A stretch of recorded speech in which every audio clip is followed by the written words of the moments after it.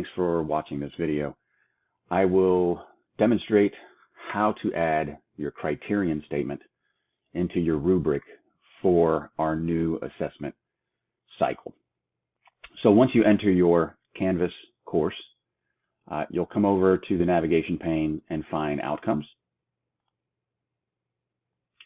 And once in Outcomes, you will come over to the Find button.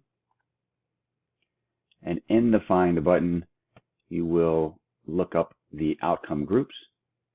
So click on Account Standards, and then scroll down to Valencia College. And once in Valencia College, open NSE. And once in NSE, you will see a folder that is Fall 2023 NSE Criterion Statement. Click on that. And it will be the only criterion statement in this folder.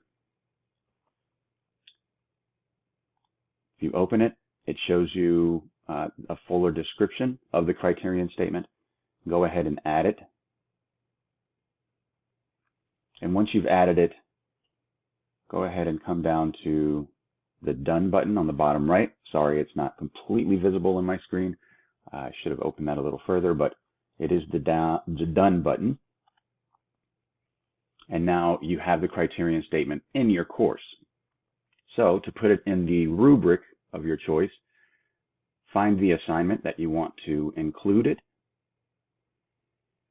I have a test assignment here. I'll go ahead and open that. And this test assignment has a rubric listed here. What I'll want to do is tap the Edit Rubric icon. And once in the icon, once that is open, click Find Outcome. The folder is there for Fall 2023 Criteria Statement. Click on that. It will open the criteria statement. And here is where you want to make sure that you're selecting the right button.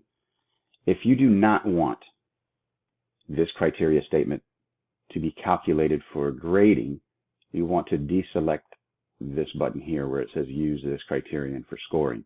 That way the outcome will be in your rubric, but it will not hold any point value to your rubric and assignment.